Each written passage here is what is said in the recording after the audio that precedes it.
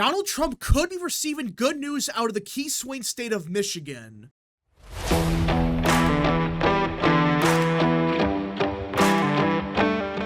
What is up, people of the internet? It is me, Real American, back again with a new video, and today we have to talk about the 2024 presidential election because it appears that Donald Trump could be receiving great news out of the key swing state of Michigan. Yeah, that's right. Despite all the narratives surrounding the campaign about how Trump is down by 50 points in Michigan, he can't win the state, and it's all over for him. Well, despite that, it appears that Trump could be receiving a big endorsement out of Michigan, as the mayor of Hamtramck might be considering supporting Donald Trump. And for those that don't know, the mayor of Hamtramck is not some white Republican that's voted Republican for 50 years. No, he is an Arab American Democratic mayor in Wayne County.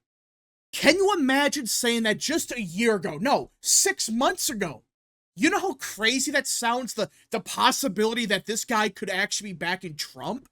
If you would have told me a year ago that, oh yeah, the mayor of Hamtramck, Michigan, who, by the way, is an Arab American Democrat, would be considering backing Trump, I would have said, you're crazy, you're delusional, there's no way in hell that could even happen. But because these voters vote like 80-20 Democrat, there's no way in hell Trump could ever receive these people's support.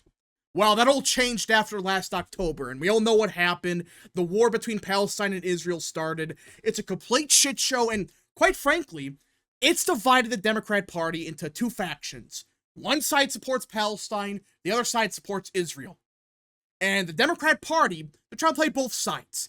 They're not necessarily 100% supportive of Israel, but at the same time, they're not 100% backing Palestine. They're trying to play both sides at the same time. Well, it's clearly not working because both sides are just pissed off because they think, well, we're not supporting Israel 100% or we're not supporting Palestine 100%. What are we doing here? So that's why everyone's getting pissed off, and especially Arab Americans who feel like they got shafted. Now, we may disagree with these voters about where they stand in the war. That's a whole different conversation. That's not the point. The point is, these voters got screwed. They were promised one thing. They were promised, oh yeah, the Democrat Party will support Palestine 100%, no questions asked. But in reality, the Democrat Party's playing both sides. That they're not 100% on the side of Israel, nor are they on the side of Palestine 100% either. And that's why people like Amir Galib, they're not happy.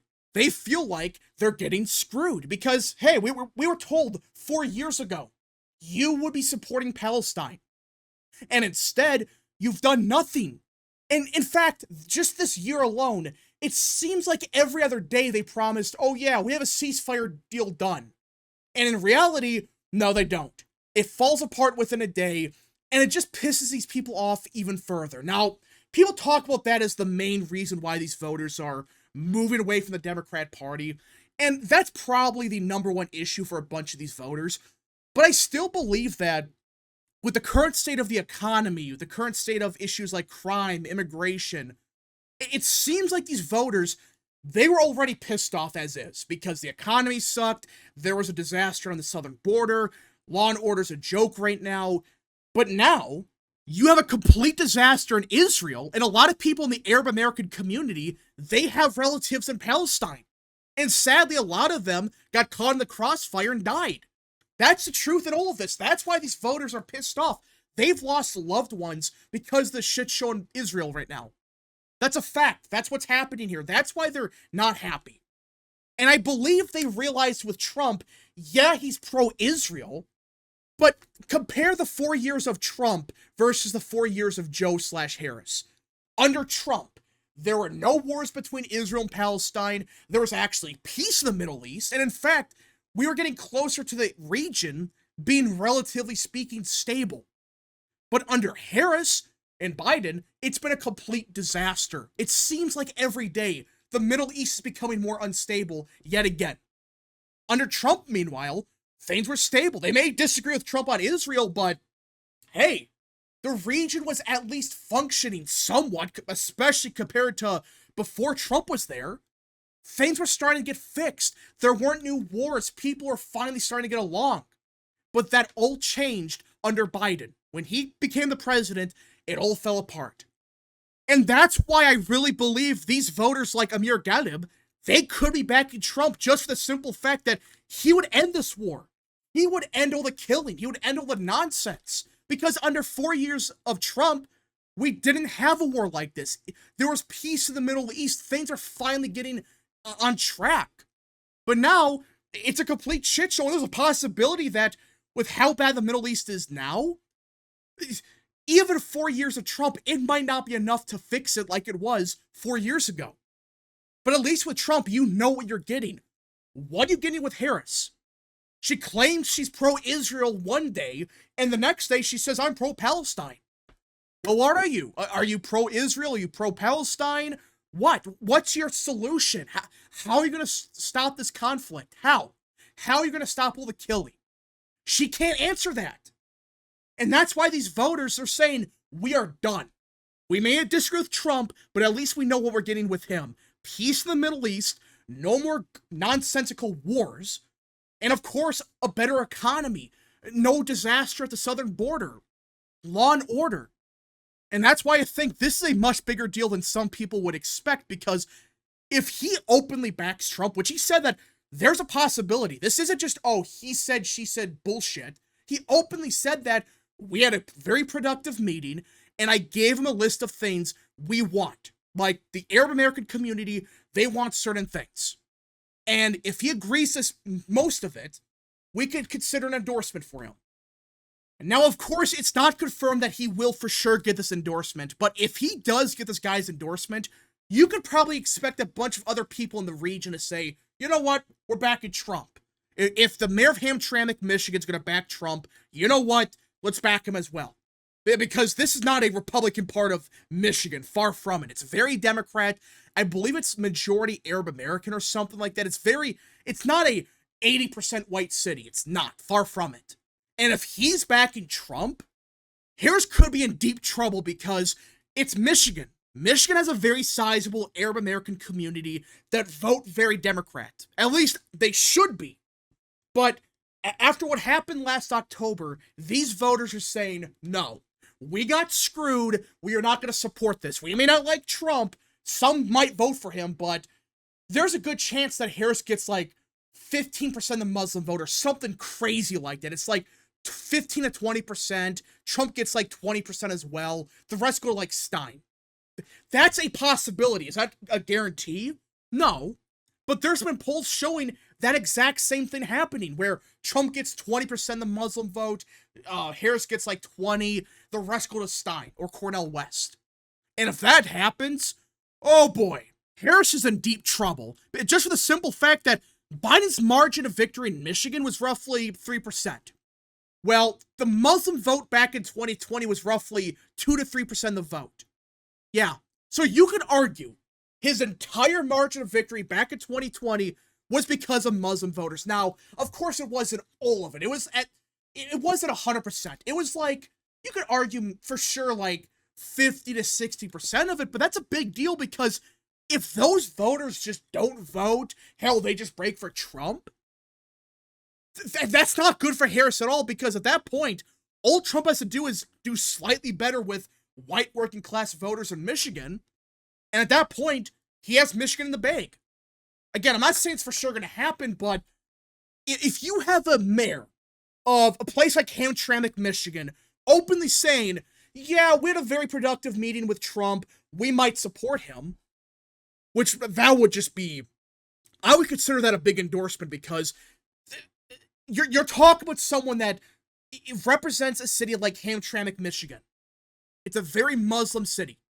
And if they're openly saying we're going to vote for Trump, well, you're not talking about maybe these people just don't vote. You're talking about these people, they may not like Trump, but they say, screw it. The Democrat Party screwed us over, fine. Let's vote for Trump. Because we may disagree with him, but hey, 4 more years of peace, 4 more years of secured borders, 4 more years of a good economy. Let's go for that. Now, we got to see what happens, because there's a possibility that there's no endorsement. But the fact that this guy's openly considering this, I would say that's a pretty big deal. Can you imagine, actually this happened, if a Republican mayor on the border, like the border with Mexico, if they backed Harris, it would be wall-to-wall coverage. It happened in Arizona. A mayor of a border city in Arizona, I believe, he's supporting Harris. Now, of course, the guy's a complete rhino, but that was wall-to-wall coverage for a day. Harris gets the support of a Republican mayor, when the guy hasn't voted Republican in like 20 years. But either way, if Trump gets the endorsement of people like Amir Galib, that's a much bigger endorsement than the clown from Arizona. Because you're talking about someone that probably has never voted Republican ever, openly saying, I support Trump, he's going to represent us, he's going to be a fighter for us. We just got to see what happens, but Michigan's not looking good for Harris right now. Now, I'm not saying she's going to lose the state, but if this endorsement actually happens, she could be in big trouble. And you look at the current state of polling, right now it's roughly Harris +2. Which, by the way, back in 2020, in the same time frame, you know, early, or I should say the middle of September, it was Biden +7, Biden +6, +6, +5. So that's a 5-point shift from 2020. In 2016, at the same time period, it was Biden or Clinton +5, which is a 3 to 4 point shift from 2016.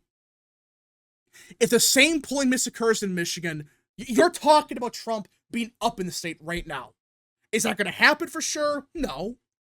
But the fact is, the only reason it's Harris +2 and not Harris +0.5 is because of a pollster like Marist having Harris +5, Quinnipiac, Harris +5. What a joke. But we just got to see what happens. Maybe no endorsement happens at all. Maybe this is just bullshit. Maybe the guy backs Harris. I guess that's a possibility. But if the guy's openly admitting that he's considering endorsing Trump, he had a very productive meeting with him. We talked for a little bit about what actually matters, where he stands on the certain issues. If he's saying he's at the bare minimum interested in possibly backing Trump, that means there's a possibility that, oh yeah, he could actually support Trump at the end of the day. Which in turn could mean a bunch of other leaders in the community say, you know what, let's go with Trump. You know what? We know what he stands for. We know for a fact that he's going to try for peace. He's not going to continue the nonsensical wars in the Middle East. Let's vote for the guy. It will be very interesting to see what actually happens, because if they break for Trump, which I'm not saying it's going to happen, but if that does happen, Harris's chances of winning a state like Michigan go down considerably.